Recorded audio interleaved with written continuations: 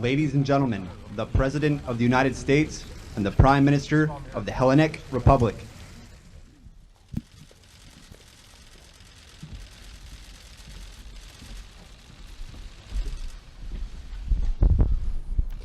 Thank you very much.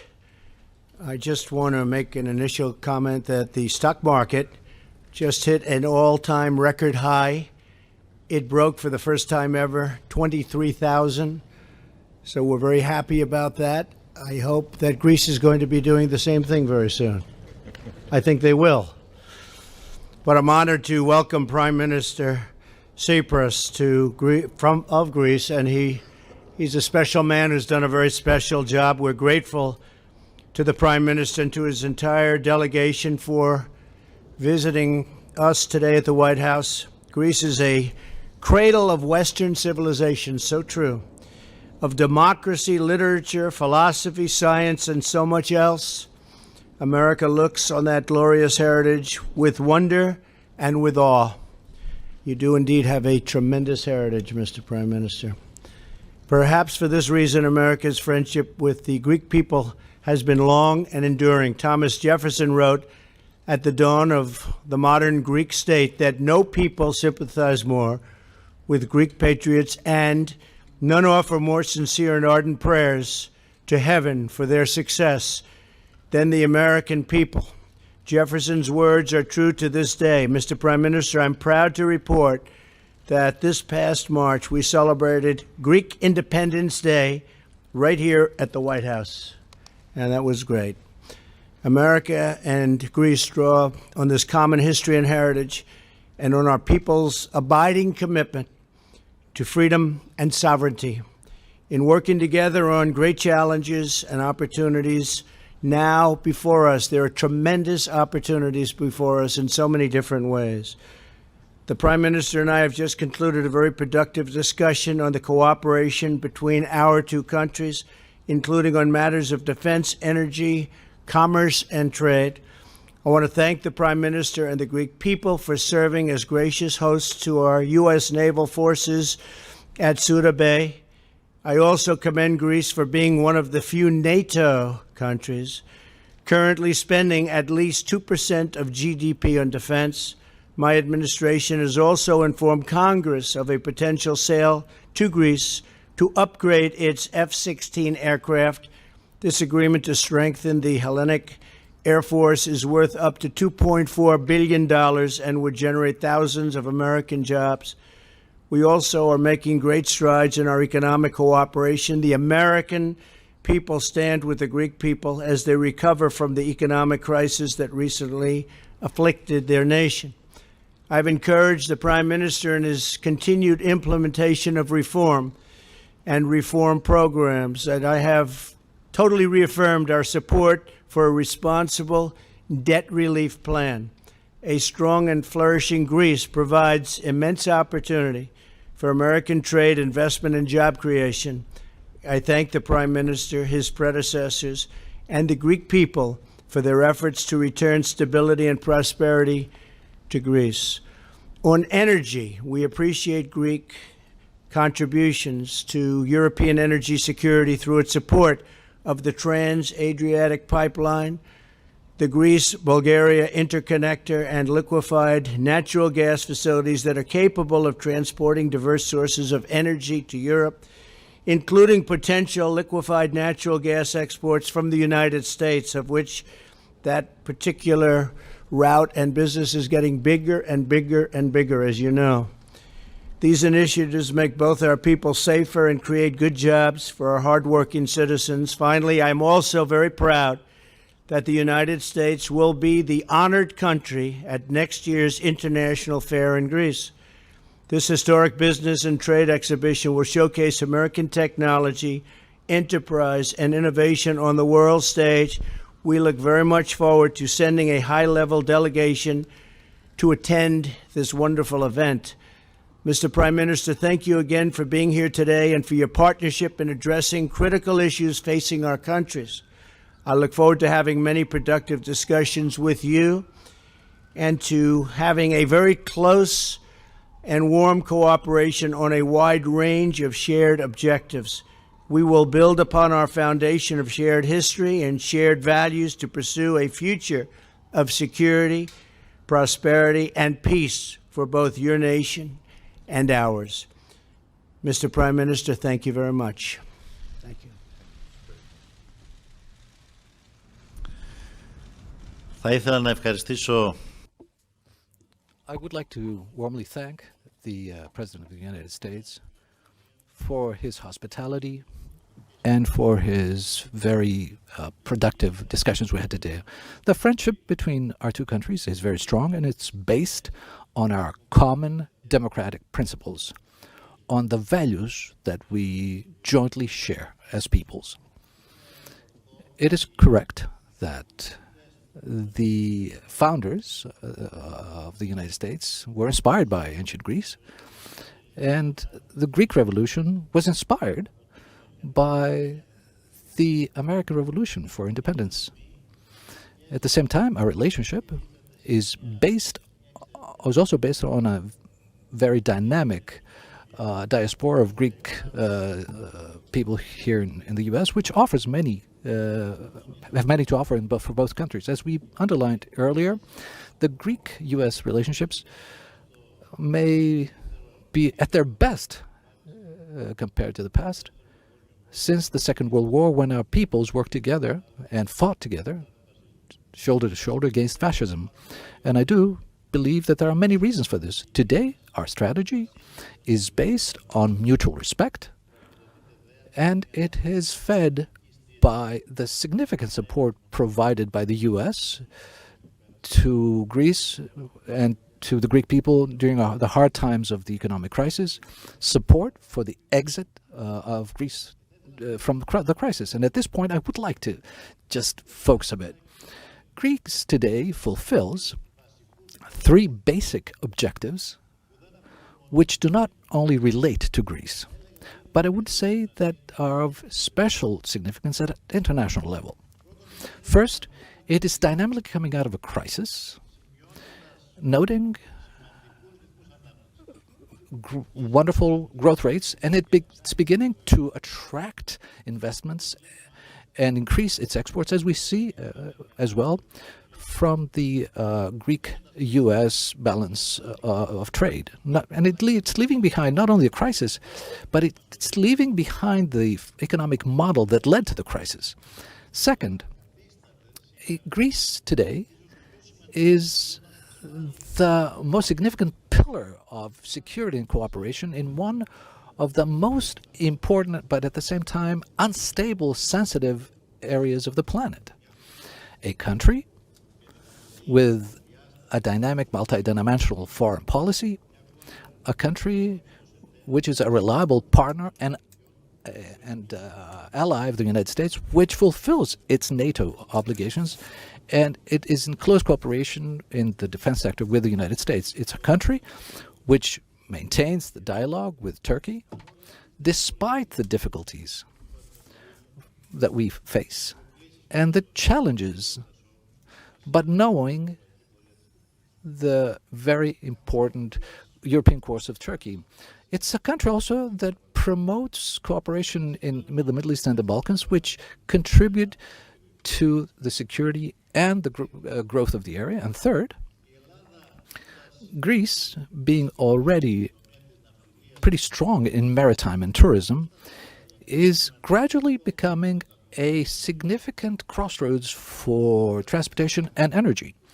I would like to mention the completion of the TAP pipeline and the EastMed pipeline, the agreement for an LNG station in Alexandroupolis, which is in northeast Greece, and the prospect that Alexandroupolis will be a an area where we can receive imports from the United States of fracking. And I would like to mention our ports from Athens and Thessaloniki and the promotion of strong and fast rail connections with the rest of the Balkans. And in this context, it's very clear that our strategic cooperation with the United States is becoming more important than ever. First of all, we look forward, and this is a significant message of my visit here and my meeting with economic representatives. We look forward to attracting U.S. investments and the more substantial support of the U.S. in our effort to exit this horrible crisis. The fact that the United States will be the honored country in 2018 in the International Fair of Thessaloniki will play a significant role in this effort. Second, because Greece can dynamically develop in creating a pillar of stability and security only if it is freed from the fundamental national concerns in the areas of security and defense. The United States have a significant role to play in this matter, not only in the diplomatic but also in the defense sector. And we look forward in this context in the fair and the viable solution in the Cypriot issue based on the decisions of the UN Security Council, a solution for the benefit of all Cypriots without guarantors or occupying military forces that will give a new perspective to the area. But at the same time, we are underlining that the dangerous intervention type presence of Turkey in the Aegean must end. It undermines on a daily basis the relationship between two NATO allies in a broader, unstable and sensitive area. Greece is a country that's always open to dialogue, but I want to be very clear. It will always protect decisively its sovereignty rights against illicit claims and disputes. And with these thoughts, I would like to warmly thank President Trump for the wonderful discussions we held, which I believe will give a very substantial push to the existing dynamic cooperation. And I believed, and I said that we created a work group between the ministers of economy, the secretaries of the economy, so we can monitor the ability to have a substantial cooperation in investment, in economy, and in all sectors. Thank you very much, sir. Take a few questions. John, go ahead, please.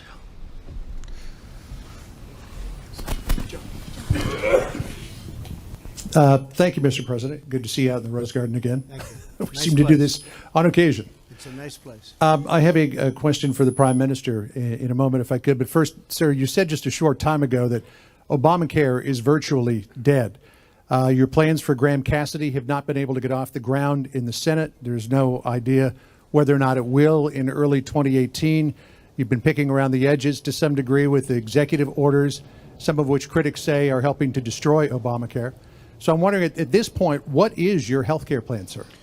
Well, if you look at insurance companies and you take a good, strong look and at the numbers, you'll see since the formation of Obamacare, they're up 400%, 450%, 250%, 300%. They've made a fortune, the insurance companies. So when I knocked out the hundreds of millions of dollars a month being paid back to the insurance companies by politicians, I must tell you, that wanted me to continue to pay this, I said, I'm not going to do it. This is money that goes to the insurance companies to line their pockets, to raise up their stock prices, and they've had a record run. They've had an incredible run, and it's not appropriate. Obamacare is a disaster. It's virtually dead. As far as I'm concerned, it really is dead, and I predicted that a long time ago. It's a concept that doesn't work, and we are very close. We feel we have the votes, and as soon as we're finished with taxes, John, we really feel we have the votes to get block grants into the states where the states can much better manage this money and much better take care of the people. rather than the federal government. The state block grants, we'll do massive block grants into the various states so that the states can run the program. So we feel we have the votes. We're going to be doing that after the taxes. In the meantime, we're involved with a budget, and then after the budget, hopefully that gets approved. And after the budget, assuming we have the support of all the Republicans, because we'll have no support from the Democrats, or almost no support, because they've really become just obstructionists. They have no good policies, and frankly, they're not good politicians, but they're very good obstructionists, and that's what they do well, obstruct. The number of nominees that I have approved by the Democrats are about half of what President Obama had. And when you look at that, and you can look at judicial appointments, look how slow that's going. I'll have 145 ultimately, which is a tremendous number. We'll have 17 Court of Appeals appointments, but they're not getting approved. They're being slow-walked by Schumer and the group of Democrats that really, it's really disgraceful. Even people that they know they're going to approve, they take it right out to the end. They use every single minute. And I think it's a very disgraceful situation. But Obamacare is everything but dead. The people aren't going to take it. They're not going to take it. Alaska, they had over a 200% increase. In Arizona, they were 116%, and I hear going up even higher. And the people aren't going to take that any longer. So I think we're in great shape. I think we have the votes, and we'll be doing that right after the largest tax cuts in the history of our country are approved, hopefully sometime in the very near future. So is Graham Cassidy still the plan, sir? Yeah, essentially that would be the plan, yes, block grants. And Mr. Prime Minister, with respect to the president, in March of 2016, you said of the potential for a Donald Trump presidency, quote, "I hope we will not face this evil." And I'm wondering if after spending time with the president, you have changed your mind, or if you're of the same mind. I wish I knew that before my speech. Διαπίστωσα από την συνάντηση που είχαμε τον Πρόεδρο ότι the meeting had with the president, his approach and the way he addresses the politics. Greek. Maybe on this one. The U.S. is a very strong power, and their ability to intervene for good are very, very important. I want to confirm that the meeting that we had was very productive. Not a moment did I feel that I threatened at any time. I saw that there is a very fertile outlook here in order to set aside any differences we may have to find the common ground which is really important for the relationship between our two peoples that are traditional and historical, and for our common objectives. We need common values. We have common values, Don't forget that the value of democracy and freedom was born in Greece. And it's one of the basic values that traverses American culture and American tradition. The president today of the U.S. continues this tradition, and I think our collaboration will be very substantial, and I'm very optimistic after the meeting that we had today.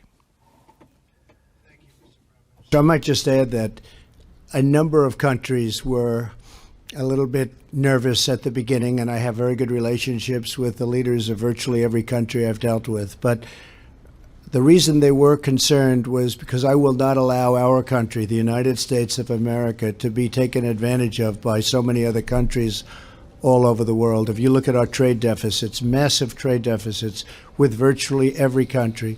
You look at our jobs moving out to certain countries, and the companies are leaving and they're firing the people, and the product is made elsewhere and then it's sold back into the United States. I'm not going to be allowing that. So I can understand how certain countries and the leaders of certain countries may feel. But we're just not going to allow the United States to be taken advantage of by other countries anymore. And there's nothing we can do about that. Thank you. Okay, you have a question. Lena Argyri with the Greek Public TV.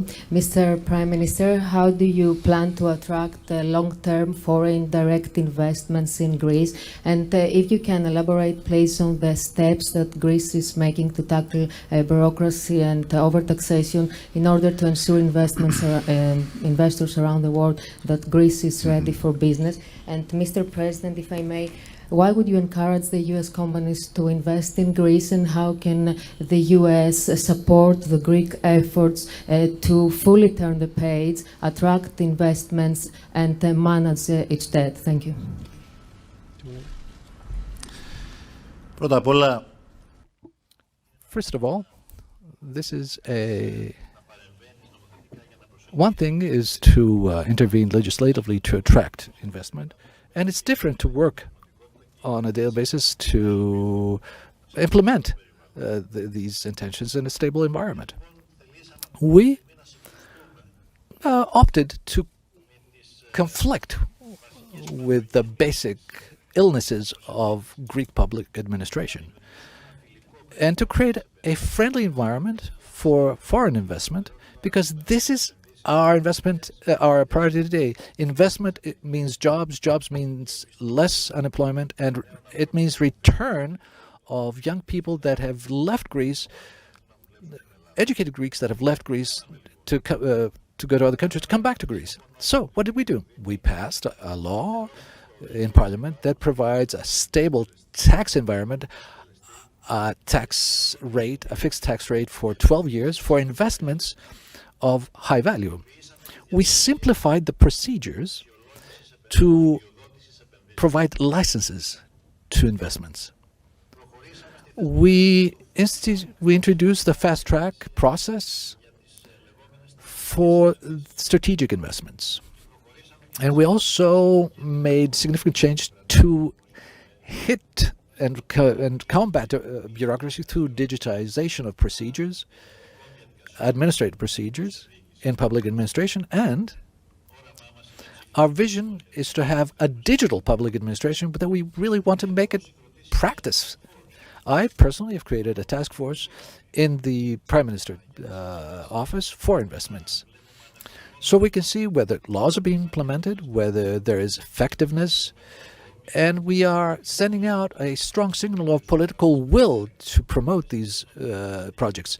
The President asked me earlier what's happening with the Hellenikon, with the old airport, where years ago he himself, as a businessman in the past, was interested in it, and he saw himself the weaknesses and the illnesses of Greek public administration. I informed him it's moving on, it's moving along, and very soon we will see this area being formed to a very, very large real estate project in Greece, which will be, we're hoping that'll be an attraction for other investments from abroad. I'd like to also say that Greece, for the first time, from the last country, is the first country in absorbing European funds, investment capital from European structural funds. So we find ourselves at a turning point, a point where investments can provide the ability to exit finally the crisis. And the message I want to pass on to U.S. investments is that Greece is not just a tourist attraction, the best baby in the world, but it's also an investment attraction, an investment destination as well. That we have a great confidence in Greece. I think it's a land of tremendous potential. I know many people are looking to invest in Greece. A lot of the problems are behind it. They've had some very good leadership. They've really done they've made a lot of difficult decisions. We are helping, as you know, with a massive renovation of their Air Force and also of airplanes generally going to Greece. They're looking at buying additional planes from Boeing, and we are helping, we're very much involved with Greece and with helping Greece get back on its feet. We have a tremendous Greek population in this country, people whose heritage is Greece, and we love that country, special country, one of the most beautiful countries in the world, and so I think it's got great potential, and we are helping it along. Okay. Jennifer, you want to go? Thank you, Mr. President. Sure. I have a question for both of you, but let me start with you, Mr. President.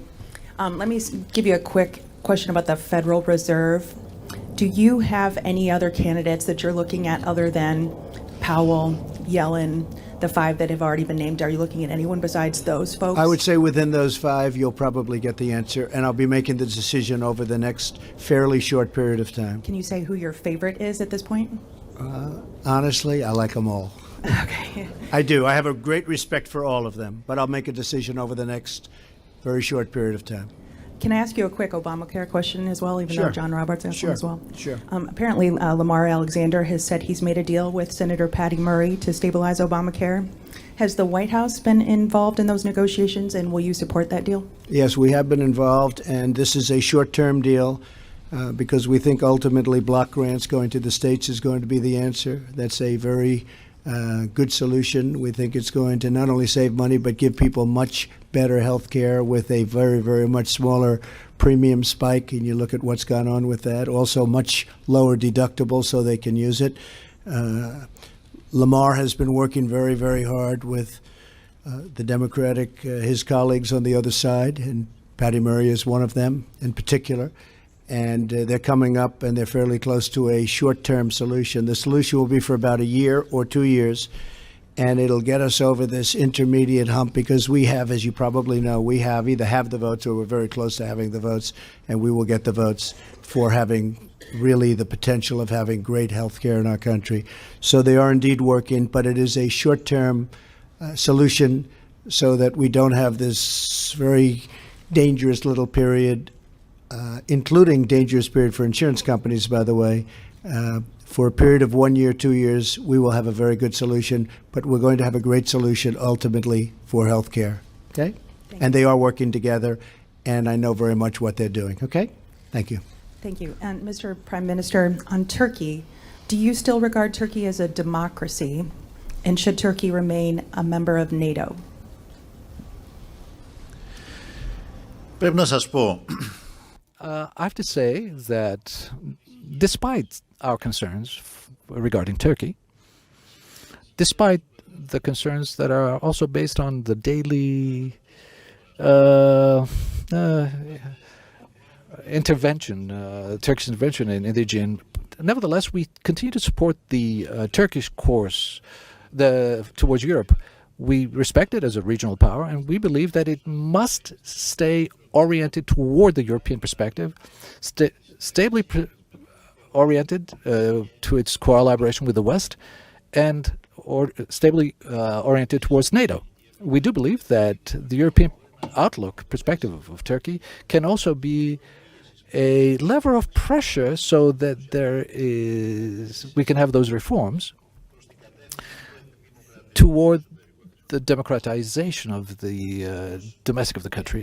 So my answer to your question is relatively easy. Yes, we do believe that Turkey must remain within NATO and in its European course.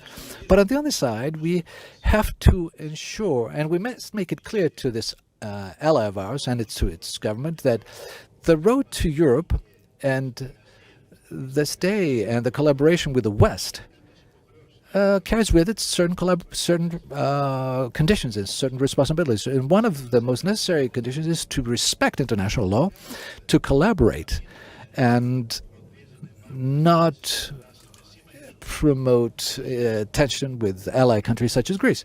This is our basic direction.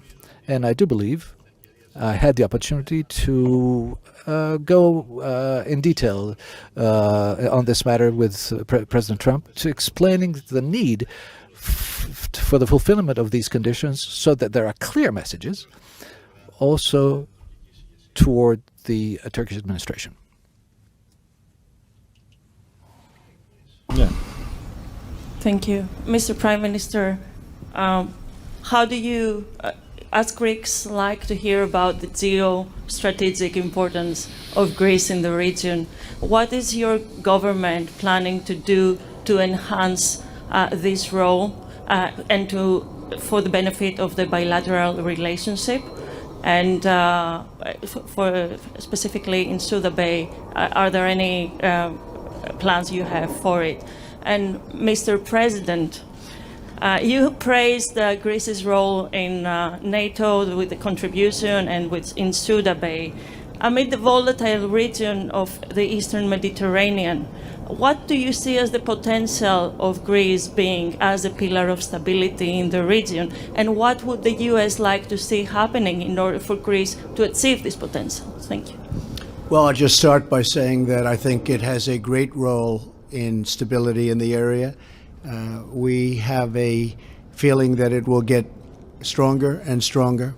Very stable people. It's got the potential once it gets over this tremendous financial hurdle that it's in the process of working out. We think that there'll be great stability in Greece, and militarily and in every way we look at it as very important and very important to the United States. We have great confidence in Greece as a nation. We have great confidence in what they're doing relative to their military, because I know they have plans to do some terrific things. And we know they will be an ally for many, many years to come. You know, they've always been a very reliable ally, and we've always been very reliable to them. So we look forward to that for many years. We're going to be friends for many, many years, and stability is very important. And we look upon that with respect to Greece as being a key. Okay? Thank you.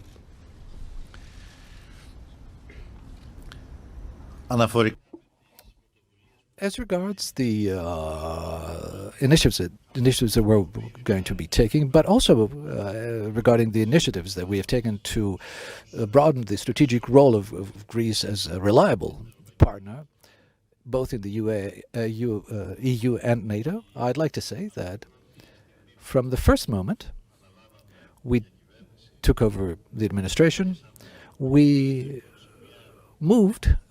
proceeded to a new dogma through the Ministry of Foreign Affairs, but as a basic aim to enhance the role of Greece as a country that is a pillar of security and stability in a very sensitive and unstable region. We enhanced our collaboration with two significant partners in the area, Egypt and Israel, and Greece, Cyprus with Israel, and Greece, Cyprus, and with Egypt, and with other countries in the area, such as Jordan, Lebanon. Our goal is that through these multilateral collaborations to ensure the collaboration, stability, peace, and joint development, joint growth in this area.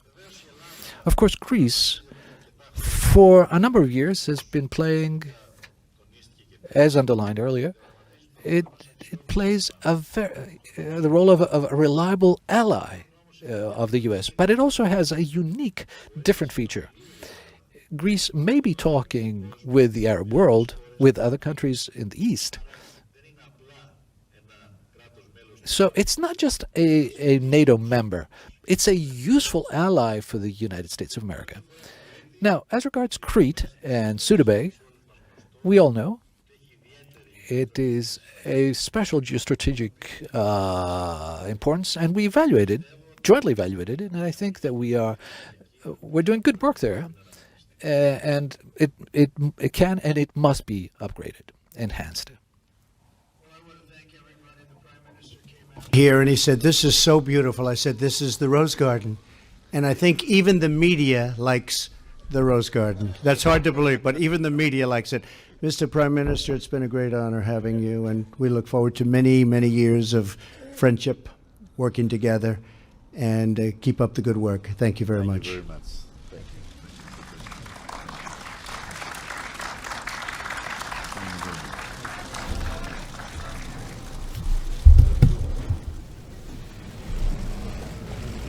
That was President Trump and Greek Prime Minister Tsipras giving a press conference in the Rose Garden. This is the post show for the press conference. We want to hear what you thought about the press conference. This is Right Side Broadcasting. I am Steve Luckner, coming to you live from RSBN Studio B in Atlanta. And we'd love to hear what you thought about the press conference. Some especially interesting things the president said about healthcare, I thought. and we'll talk a little bit about those. So if you want to write in, give a comment, have me read it on the air, you can reach me at Lookner on Twitter, at LOOKNER. Would love to hear from you. Thank you to the moderators for moderating the chat rooms today. Very much appreciated. And thank you everybody for watching. Also, just a heads up, tonight we will be carrying live. President Trump is giving remarks tonight. He's giving a little speech to the Heritage Foundation's President's Club meeting. We will have coverage of that starting at 7 p.m. Eastern, so tune in tonight for that. And also I want to thank Barbara Braley for making her donation during the news conference. We are viewer supported. Your donations are what keeps us on the air. So if you'd like to donate, you can go to the bottom of the YouTube chat and click on the $ at the bottom of the YouTube chat, or you can go to rsbn.tv/donate, rsbn.tv/donate. That's how we stay on the air, is your donation. So we appreciate your support. So yeah, I would love to hear from you. What did you think about the news conference? Anything strike you as particularly interesting or newsworthy or noteworthy? I mean, there's a lot of newsworthy stuff, but give me a shout on Twitter at Lookner, at LOOKNER. One thing I want to talk about is what he said about healthcare. So when President Trump, the first question he got was about healthcare, and he was asked about, what his plan for healthcare was. And one of the first things he said was that he thought that Obamacare has really been a help to insurance companies. And he talked about insurance stocks going up.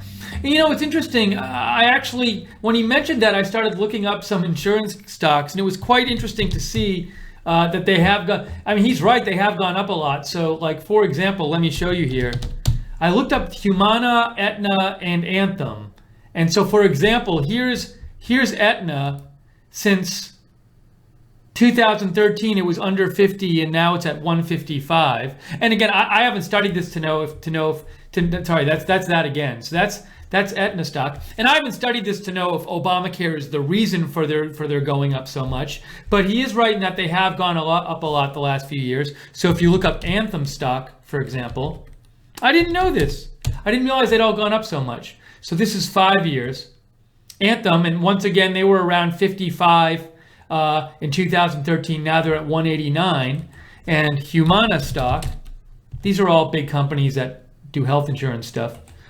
They were at about 55 or 60 in 2013, and now they're up to 241. So these stocks really have all gone up as much as he said, which I just thought was interesting. I can't get into why exactly they're going up because I'm not an expert on that and I haven't done my research.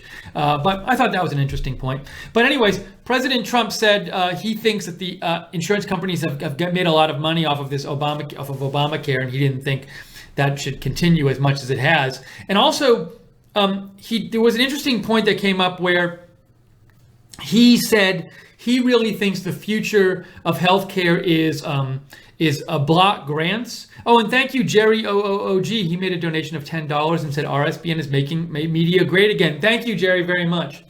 So President Trump really emphasized block grants when he was talking about healthcare today. And the basic idea of block grants is that, in the most simple terms, instead of the federal government mandating lots of rules for healthcare and then paying, instead of the federal government mandating lots of rules for healthcare and then the federal government paying people subsidies and the federal government paying insurance companies to give cost reductions to people, the federal government, what it would do more of is giving block grants of money to the states and let states have more freedom to decide what to do with that money and how to run healthcare. So President Trump is a supporter of block grants, of giving the states more freedom to decide how to use healthcare money. And he said that, and then this thing came up where during the press conference, there was an agreement supposedly reached. Axios reported that that Murray and Alexander, a Democratic and Republican senator who've been negotiating to try to get a healthcare bill done, they reached an agreement on supposedly on continuing the cost-sharing reduction payments that President Trump said he was going to end. And President Trump said, he was asked about this during the press conference, and he basically said, well, I'm all for that, but that's going to be a short-term solution. The long-term solution is block grants to states. So he really was supportive today in the press conference of this whole block grants proposal. Anyways, would like to hear what you have to say about all this. I am Steve Lookner. This is Right Side Broadcasting. Write to me about what you thought about the press conference. I am at Lookner on Twitter, at Lookner. Patriot of Truth says, so nice to see you, Lookner. Yeah, I've been away for a couple days. I've been moving and setting up the new home studio. And so sorry about that, but we are back and up and running here and ready to bring you more coverage. A couple other things that were said during the press conference that I wrote down. So, oh, by the way, I got to show you this if I can find it. Let me try to find you this. This really I thought was kind of silly. So look what CNN had as their headline during the whole press conference, basically, that I saw, or most of the press conference. I saw it up there for a large part of the press conference. CNN, they would have you believe that they don't have an agenda and that they're a neutral place that reports the news and just the facts. And then whenever I was looking at the press conference on CNN, I saw this headline that Oliver Darcy posted, Trump news conference with Prime Minister who once called him evil. And it's just like, I think it speaks for itself. I mean, how can you claim you're a neutral source and you don't have an agenda when that's the lower third you have up during the whole press briefing? I don't know. Maybe you think differently. I just think it's pretty irresponsible if you're going to be a neutral news source. What else did I write down? President Trump said he thought that they were going to be able to get their tax cut approved soon, and then after he thinks he has the votes for healthcare reform, so he said that. Prime Minister Tsipras said he thought that the Greek-U.S. relationship may be at its best it's been since World War II. President Trump did one of the few NATO countries that pays the NATO recommended 2% of its GDP towards its military. And the president said that he talked with the Greek Prime Minister about defense, energy, commerce, and trade. No real blockbusters today that I thought from the press conference. Also, what wasn't asked about? I thought something was going to be asked about. Oh, I really thought that at least one person would ask about the comment yesterday that a lot of the press was blowing up over, which is President Trump saying that past presidents, including President Obama, didn't reach out to families of killed service members. I really thought somebody would ask about that, but they didn't ask about it. Miss Rob Mob gave $15 and said, great job, Steve, RSBN and Mods, MAGA. Thank you, Miss Rob Mob. Those donations are what allows us to be on the air, so thank you. Great job to you guys for donating. Yeah, we just want to be on the air, bringing you more and more coverage of President Trump's events, news events, and everything. But to do that, we need your support because it's your donations that keep us on the air. You can donate by going to the bottom of the YouTube chat and clicking on the dollar sign at the bottom of the YouTube chat, or going to rsbn.tv/donate, rsbn.tv/donate. And again, tonight, tune in. President Trump is going to be making remarks at a Heritage Foundation event tonight. And that's going to be, we're going to have coverage of that at 7 p.m. Eastern. So be sure to tune in for that. And I will be here for that as well. And just, again, a thank you to the moderators in our chat rooms for doing a great job moderating. We have Real Frank in the YouTube chat room. Real Frank, JC, Barbara, Guinevere. Who else is there? JC. That might be it for right now. Maybe there were some others there earlier. Anyways, wanted to say hi to you guys. Specific hi. And taking your comments on the air here, at Lookner on Twitter is where to write me.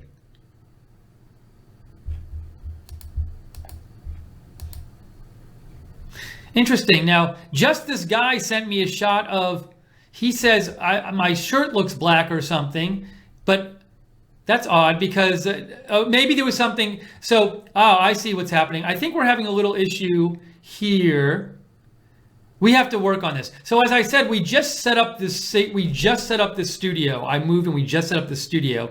And I'm looking at the video. It seems like there might be some issues with the video going out. So this is the first broadcast we've done from the new studio. So when we're off the air, we will check and make sure, although we'll try to work out the video kinks. I'm not surprised if there are little video issues with a brand new setup that we didn't even have time to test today before we came on the air. So we will get on top of that. Thank you, Justice Guy, for sending that screenshot. But the picture looks pretty good now, but I see some little issues, so we'll get on that and fixing that.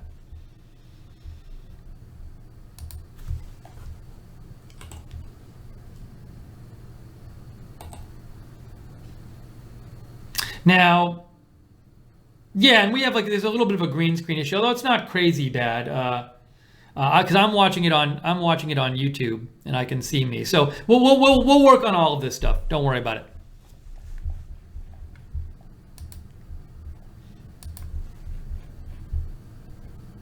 Oh, Jude writes in, can you give a shout out, please, to Common Sense and Glen O, our website mods? They are the best. Yes, thank you to Common Sense and Glen O for moderating at rsbn.tv. Very much appreciated.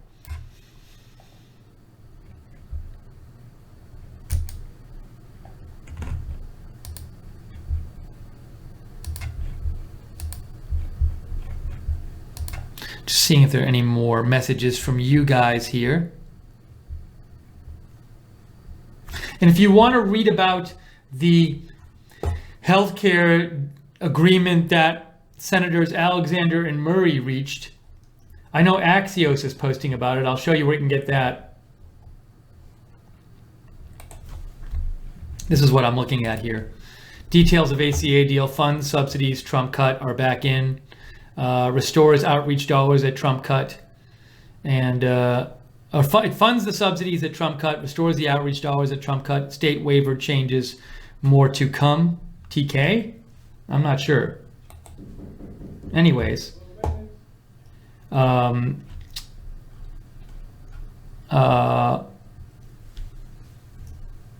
Okay, so give me, let's see. Oh, hang on one sec, guys. I need about 5 seconds here. Give me 5 seconds real quick. Give me 5 seconds, guys.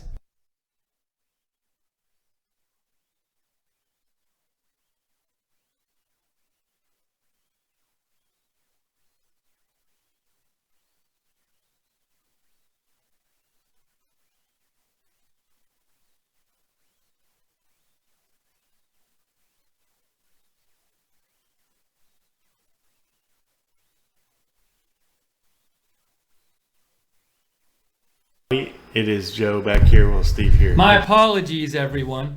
Someone knocked on his door. So broadcasting from the home studio today and still getting all settled in here, and there are a couple fixes that need to happen here. So those are going on while I'm doing this. So we're gonna fix the video, we're gonna fix up everything here, and we'll get everything running perfectly for you. So my apologies for that. But anyways, I'm looking at this Axios article about this deal, and I think you're going to be hearing a bunch about it because Congress might end up voting on this version of the healthcare bill. So if you want to get more, you can go to Axios and look at their article. And you can see at the start it says Lamar Alexander and Patty Murray have reached a deal to fund the Affordable Care Act's cost-sharing subsidies in exchange for giving states more regulatory flexibility with the law. Shortly after Alexander announced the deal to reporters, President Trump called it a good short-term solution, as we just mentioned here a few minutes ago. Whether this deal can gather enough votes to pass, and if so, how quickly, that is what they're watching. Let's see. And a couple things they say about it. They say, what's in the deal? 2 years of subsidy funding along with funding for the rest of 2017. There will also likely be additional steps to help enrollees with their premiums in 2018. So that's short term, only a couple years. A copper plan, that's new, for people older than 30, which would be less comprehensive than other ACA plans, but would have a lower premium. That's quite interesting because that would be something that covers less than the Obamacare mandated things, but would be cheaper even than a bronze plan. That's very interesting. $106 million in enrollment outreach funding in 2018 and 2019 to get more people to sign up for the exchanges who aren't signing up, who could be, and shorter review time for states seeking waivers from some of the ACA's coverage requirements. It's unclear what other waiver changes have been agreed to at this time. So we will be doing some more research on that, but wanted to let you know that was happening.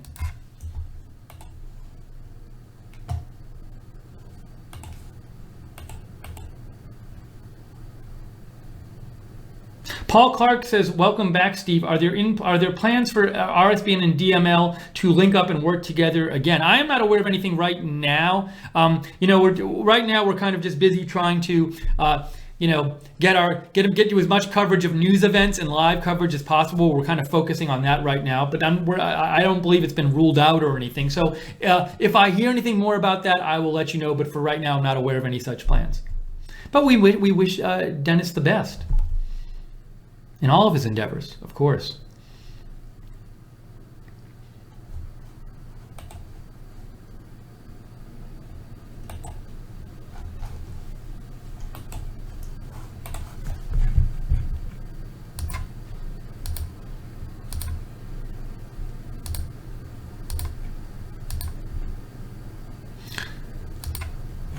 All right, so I think at this point,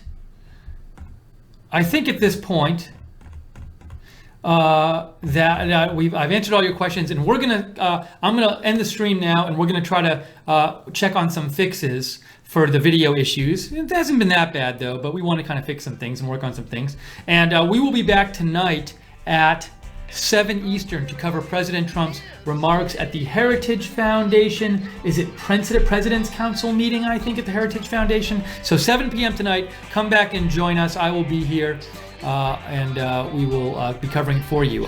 For now, I am Steve Lookner. Thank you, Joe Seals, our CEO, for doing his excellent producing job as usual. Thank you to all the moderators on YouTube in the chat room. Thank you to all the donors.